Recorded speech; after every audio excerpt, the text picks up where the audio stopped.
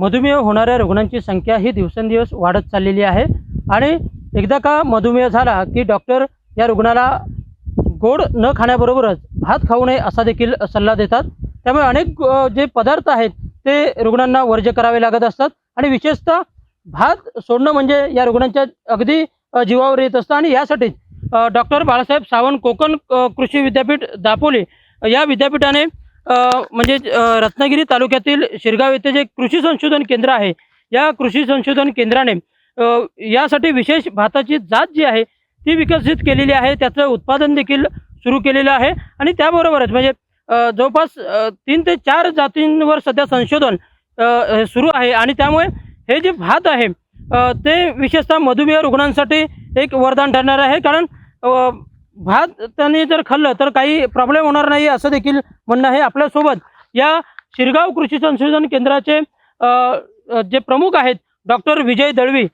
Sir काय सांगाल, कारण एक वेगळी जात विकसित केलेली आहे आणि मधुमेह रुग्णांना यामुळे भात खाता येणार आहे, काय सांगाल या भाताच्या विशेष जातीबद्दल? आपण म्हणताय ते बरोबर आहे की मधुमेह झाला की डॉक्टर पहिल्यांदा सांगतात की तुम्ही गोड कमी खा किंवा भात कमी खा, भात खाऊ नका असा सल्ला देतात। तर यासाठी मला सांगावंसं वाटतं की आपण हा कोकण म्हटला, कोकण हा प्रदेश आहे आणि इथे भाताशिवाय दुसरं खरीपमध्ये पीकच येत नाही खरीप हंगामामध्ये आणि भात हे आपल्याला खायचंच असतं। प्रत्येक माणसाला किती पोळी जरी खाल्ली तरी शेवट जेवणाचा शेवट हा भात खाऊनच होत असतो। म्हणजे प्रत्येकाला भात हा हवा असतो, भात खाल्ल्याशिवाय त्याला जेवल्यासारखं वाटत नाही।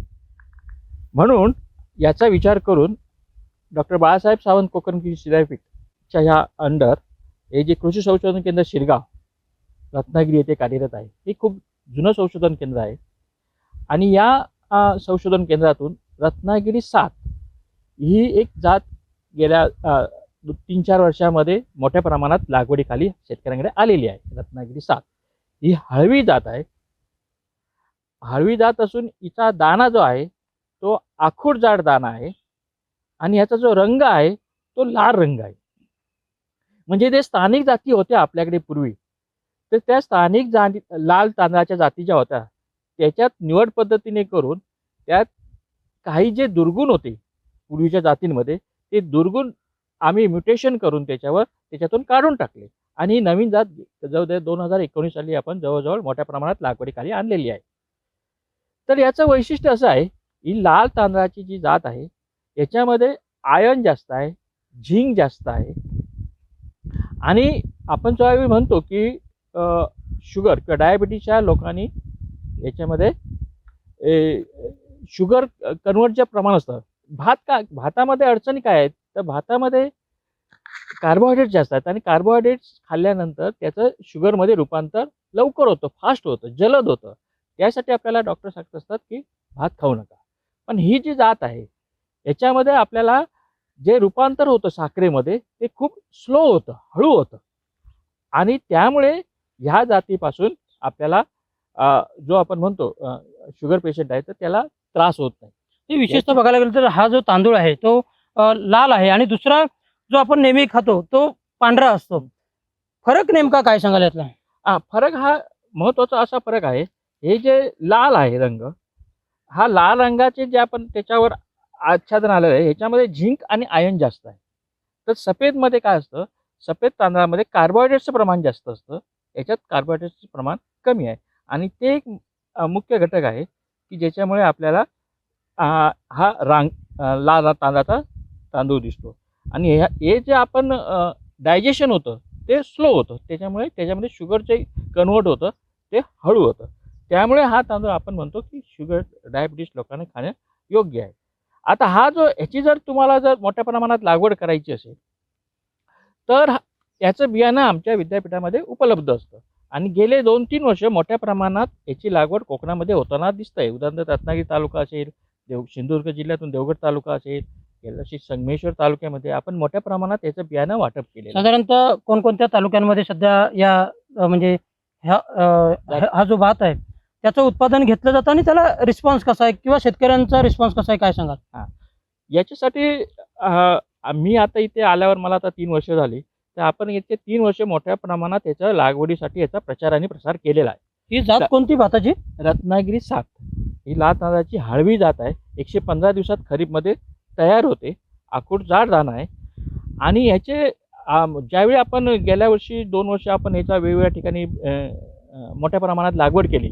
संगमेश्वर तालुका असेल, चिपळूण तालुका असेल, लांजा तालुका आहे, रत्नागिरी तालुक्यामध्ये आहेत. संगमेश्वर तालुक्यातील लोकांनी तर याची मोठ्या प्रमाणात लागवड करून पोहेसुद्धा विक्रीसाठी आणले आहेत. म्हणजे तांदूळच करणे हा एकच पर्याय नसून ह्या तांदळापासून आपल्याला पोहेसुद्धा उत्तम प्रकारे करता येतात आणि हा त्याचा 90 ते 100 रुपये दर आहे त्या पोह्याचा दर. तर त्यामुळे जरी एखाद्या माणसाला आपण ज्यावेळी म्हणतो की त्याच्यामध्ये झिंक कमी झालं, आयर्न कमी झालं, तर त्याला अशा ठिकाणी ह्या तांदळाचे जर पोहे खायला दिले तर ते प्रमाण झिंकचं आणि पुरेसं होऊ शकतं. तर त्यामुळे ह्या जातीचा मोठ्या प्रमाणात प्रचार आणि प्रसार करणं गरजेचं आहे. त्यासाठी आपल्या कृषी संशोधन केंद्राकडून नेमकं काय केलं जातं किंवा या जिल्ह्याबरोबरच इतर जिल्ह्यामध्ये देखील याचं उत्पादन घेतलं जातं का, किंवा जास्तीत जास्त मधुमेह रुग्णांपर्यंत हा तांदूळ जो आहे तो पोचावा यासाठी काय होणं आवश्यक आहे? याच्यासाठी आपण गेले 2 वर्ष बघितलं आहे. म्हणजे सांगली जिल्हा असेल, कोल्हापूर जिल्हा असेल किंवा सिंधुदुर्ग जिल्हा असेल, तर तेथील बऱ्याच शेतकऱ्यांनी इथून आमच्याकडनं बियाणं नेलेलं आहे. परंतु विद्यापीठाकडे प्रक्षेत्र बघता खूप मर्यादित आहे. आम्ही जास्त मोठ्या प्रमाणात बीजोत्पादन इथे करू शकत नाही. म्हणून महाबीज जी यंत्रणा आहे, म्हणजे जी सीड कॉर्पोरेशन आपण म्हणतो, बियाणे निर्माण करण्याची संस्था आहे, गव्हर्नमेंटची सरकारी संस्था आहे. तर महाबीजने याच्यात पुढे येऊन मोठ्या प्रमाणात बियाणे तयार करणं गरजेचं आहे आणि त्यांनी ते विक्रीसाठी या कोकणामध्ये किंवा पश्चिम महाराष्ट्रामध्ये जर विक्रीसाठी उपलब्ध दिलं तर हे मोठ्या प्रमाणात आणखी जोरात ते शेतकऱ्यांपर्यंत पोहोचू शकेल. मर्यादा कुठे होतात तर बियाणे उपलब्ध नसल्यामुळे त्याचं मोठ्या जोरात किंवा मोठ्या प्रमाणात बियाणं लागवडीखाली जात नाही. हा सध्या त्याच्यामध्ये असणारा थोडासा ड्रॉबॅक आपल्याला म्हणता येईल. तर महाबीजने याच्यामध्ये लीड घेऊन बीजोत्पादन करणं गरजेचं आहे. त्यासाठी शासनाकडून देखील प्रयत्न होणे आवश्यक आहे, काय सांगा? आम्ही ज्यावेळी बऱ्याच वेळा चारही विद्यापीठांचा किंवा महाबीज किंवा सरकारी इतर संस्था आहे, सरकारी कृषी खातं असेल, महाबीज असेल, नॅशनल सीड कॉर्पोरेशन यांची जॉईंट ॲग्रोस्कोपमध्ये मीटिंग होत असते दरवर्षी. साधारणपणे ते मेमध्ये होते. तर त्या मे महिन्यामध्ये ज्यावेळी मीटिंग होती, सभा होत्या किंवा इतर वेळीच्या ज्यावेळी सभा होतात त्यावेळी आम्ही त्यांना महाबीजना यांना सांगत असतो की हे आम्ही ज्या काही नवीन जाती विकसित केलेल्या आहेत त्यांचे जे त्याच्यामध्ये काय असेल वैशिष्ट्य, तर त्यांना आम्ही नेहमी त्या बैठकीमध्ये सांगत असतो की हे बियाणं इथे लागणार आहे, इथे मोठ्या प्रमाणात तयार करणं गरजेचं आहे. विद्यापीठाची जबाबदारी काय आहे तर त्याचं मूलभूत बियाणं आहे, पैदासकार बियाणं आहे, तर ते निर्माण करणं. त्यामुळे त्यांनी जर पायाभूत बियाण्याची किंवा सर्टिफाईड बियाण्याची मागणी केली विद्यापीठाकडे तर विद्यापीठ त्यांना पैदासकार बियाणं जेवढं लागेल तेवढं देण्याची तयारी आहे. सध्या हा जो तांदूळ आहे तो नेमका कुठे कुठे मिळतो आणि काय सांगाल त्या संदर्भात? आता मी गेले 2 वर्ष बघतो देवगड तालुक्यातील जे शेतकरी आहे, समूह आहे शेतकरी, दरवर्षी आमच्या इथून नेतात आणि त्यांना मी विचारलं की तुम्ही हे विकता कुठे तांदूळ? तर ते म्हणाले आम्ही जे रिलायन्सचा मॉल आहे रत्नागिरीमध्ये, तर त्या रिलायन्सच्या मॉलमध्ये आम्ही याला डायरेक्ट आम्हाला विक्री करतो. त्यांनी जेवढं तयार करतात तेवढं ते आमच्याकडनं विकत घेतात. हा एक मुद्दा आहे. म्हणजे साधारणपणे देवगडचे शेतकरी आणि संगमेश्वरचे शेतकरी जे आम्ही आहेत ते काही शेतकऱ्यांना आम्ही तर विचारलं तर ते रोडवर जे काही हॉटेल्स आहेत तर त्या हॉटेल्समध्ये जे काही लाल तांदूळ आहे किंवा लाल पोहे आहेत ते सर्व रत्नागिरी 7 या जातीचे आहेत. तर ते बरेचसे पर्यटक असतील तर ते संगमेश्वर तालुक्यातली तर ते हायवेवर जी दुकानं आहेत किंवा हॉटेल्स आहेत तर तिथे आपल्याला बघायला मिळतात. ही एक जात झाली आणि याबरोबर तुम्ही आणखी देखील या विशेषतः शुगर कमी असणाऱ्या भाताच्या जाती विकसित करताय, त्या संदर्भात नेमकं काय सांगाल? आता भाताचं तर उत्पन्न वाढलं आहे, उत्पादकता चांगली झाली आहे. जर हवामान चांगलं असेल तर आपल्याला भाताची उत्पादन साधारणपणे कोकणामध्ये 35 ते 40 क्विंटल मिळते सर्वसामान्य. आणि जर काही शेतकऱ्यांनी आणखी जास्त कष्ट केले म्हणजे मला काय म्हणायचं आहे की जिथे जर तुम्ही न्यूट्रियंट्सचा वापर केला, म्हणजे शेणखत वापरलं, गांडूळ खत वापरलं, योग्य प्रमाणात वापरलं किंवा रोग आणि किडीचा जर व्यवस्थित बंदोबस्त केला तर तुम्हाला 50 ते 60 क्विंटल उत्पन्न सहज मिळतं हेक्टरी. पण आता उत्पादकता भरपूर आहे, धान्य उत्पादन भरपूर झालं आहे. आजकाल आपण बघतो तो क्वालिटीचा विचार करतो. क्वालिटी काय, जसं ह्याच्यामध्ये आपण म्हणतो की बाबा डायबेटिकसाठी हा रत्नागिरी 7 आहे, तर असा विचार करून सर्वसाधारणपणे आम्ही विद्यापीठ असा विचार करतोय की साधारणपणे भातामध्ये प्रोटीन किती आहे तर 6 ते 7% असतं आणि प्रोटीनचा मेन सोर्स काय आहे तर आपण कडधान्य जी घेतो, तूर डाळ घेतो असेल किंवा उडीद डाळ घेतो, मूग डाळ घेतो, हे मुख्य स्रोत आहे माणसाला लागणारं जे प्रथिन आहेत ते मिळण्याचं. मग आमचा विचार आहे की जर भातातल्या जाती अशा निर्माण केल्या की ज्याच्यामध्ये 9 ते 10% प्रथिने असतील, प्रोटीन असतील, तर ते आपल्यालाही हवं आहे. जेणेकरून मग कडधान्य जरी, कारण कडधान्य महाग आहे किंवा त्याच्या लागवडीखालीचं क्षेत्र अजून कमी आहे, भाताखालच्या लागवडीखालील क्षेत्र जास्त आहे, तर तो प्रथिनांचं जे लागणारं प्रमाण आहे तर त्या आपल्याला भातामार्फत देता येईल, हा एक मुद्दा आहे. त्याच्याशिवाय अजून आम्ही विचार करतोय की कॅल्शियम आहे, मॅग्नेशियम, आपण मायक्रोन्युट्रियन्सचा विचार करत नाही आहे. जसं आपण शेताला जशी मायक्रोन्युट्रियन्सची गरज असते तशी माणसाला सुद्धा सगळ्या मायक्रोन्युट्रियन्सची गरज असते. कॅल्शियम असेल, मॅग्नेशियम असेल, आयर्न असेल, झिंक असेल. तर कॅल्शियम, मॅग्नेशियम अशा रिच काही भाताच्या जाती विकसित करता येतील का? तर तशाही काही आम्हाला सुरुवातीला आढळून आल्या आहेत की ज्याच्यामध्ये ह्या प्रमाण कॅल्शियमचं प्रमाण किंवा प्रोटीनचं प्रमाण साधारणपणे 9 ते 10% असेल, कॅल्शियम वाढलेलं आहे. तर तशा जाती आमच्या सुरुवातीच्या प्रायोगिक तत्त्वावर आहेत. तर हे त्यासुद्धा काही वर्षामध्ये पुढे आपल्याला शेतकऱ्यांसाठी उपलब्ध होतील. म्हणजे त्याची पुढची राष्ट्रीय स्तरावर चाचणी व्हायची आहे. अजून स्थानिक पातळीवर आहे, राष्ट्रीय शेवटच्या स्तरावर आपण राष्ट्रीय पातळीवर जातो, पण अजून आमचं स्थानिक म्हणजे जे केंद्रावर आहे आणि विद्यापीठ स्तरावर आहे, त्याच्यानंतर राज्य स्तरावर जाईल. ही आता सध्या आमच्या केंद्राच्या स्तरावर आम्ही वेगवेगळ्या ठिकाणी, कारण एका ठिकाणी त्याची चाचणी घेऊन चालत नाही. कारण जर तुम्हाला शिरगावला त्या जातीमध्ये जर तुम्हाला प्रोटीन 9% आढळलं असेल, तर तो जर त्यांनी कोल्हापूरला वापरला, त्यांनी सांगलीला जर त्यांनी ग्रो केली ती जात, तर तिथे सुद्धा तेवढंच प्रमाण मिळालं पाहिजे. तर ती अशी चाचणी एक, आणि लॅबोरेटरीसुद्धा एका लॅबोरेटरीमध्ये टेस्ट न करता 2-3 लॅबोरेटरीमध्ये त्याचं आम्ही क्रॉस व्हेरिफिकेशन करतोय की खरंच तेवढं पर्सेंटेज आहे का. तर हे आमचं आता चाचणी चालू आहे. मला सांगा, आता तुम्ही जे हे भात पेरलेलं आहे हे नेमकं कोणतं आहे आणि साधारणतः हे कधी कापणी योग्य होईल किंवा काय सांगाल? हे आता आपण ही जी भाताची नर्सरी बघतोय ही साधारणपणे आपण 14 डिसेंबरला पेरणी केलेली आहे. 14 डिसेंबरला ही यंदाची उन्हाळी हंगामाची आहे. ही रत्नागिरी 7 आहे आणि हे आता आम्ही पुढच्या आठवड्यात लागवडीसाठी तयार करणार आहोत. म्हणजे हे पुढच्या आठवड्यात साधारणपणे 20 ते 25 दिवसाचं रोप झालं की आम्ही त्याची पुनर्लागवड करतो. तर हे रत्नागिरी 7चं नर्सरी आहे.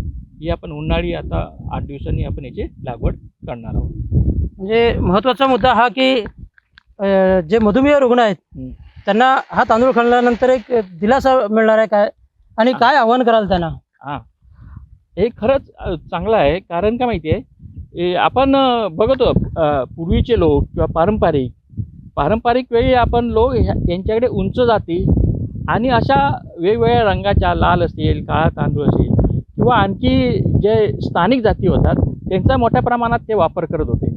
पण जसजसं लोकसंख्या वाढल्यामुळे आपण अधिक उत्पन्न देणाऱ्या संकरित जातीकडे जायला लागलो. परंतु आज आपण पुन्हा विचार करतोय की स्थानिक जातीमध्ये भाताच्या किंवा इतर कुठल्याही पिकाच्या स्थानिक जातींमध्ये जे गुणधर्म आहेत ते टिकून अधिक उत्पन्न देणाऱ्या कशा जाती निर्माण करता येतील, तशा पद्धतीने आपण ही रत्नागिरी 7 निर्माण केलेली आहे. त्यामुळे नक्कीच याच्यामध्ये पौष्टिकता आहे आणि ती खरी म्हणजे गरज आहे. याच्यामुळे नक्कीच डायबिटीसचे पेशंटचे लोक असतील त्यांनी जर ह्याचं तांदूळ खाल्लं किंवा विशेषतः पेज जरी खाल्ली, पाणी जरी उकळून, तांदूळ उकळून जरी पाणी प्यायले, जो आपण पेज म्हणतो, किंवा जरी पोहे खाल्ले तरी त्यांना त्याचा शुगर कन्व्हर्जनचा त्रास होणार नाही.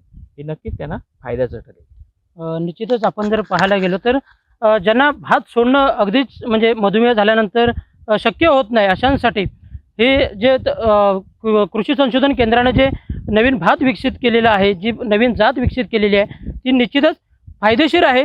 कारण हा भात खाल्ल्यानंतर तुमची जी शुगर कन्वर्ट होणार असते ती काही होणार नाही आहे असं डॉक्टर दळवी यांनी सांगितले आहे. त्यामुळे मधुमेह रुग्णांसाठी निश्चितच ही एक दिलासादायक बाब आहे. आणि या ज्यांना मधुमेह झालेला आहे, भात सोडणं शक्य नाही, अशांनी या भाताचा वापर करणं देखील आवश्यक आहे आणि त्याचा कोणताही साईड इफेक्ट होणार नाही असं देखील दळवी यांनी सांगितलेलं आहे. राकेश गुडेकर, NDTV मराठी, रत्नागिरी.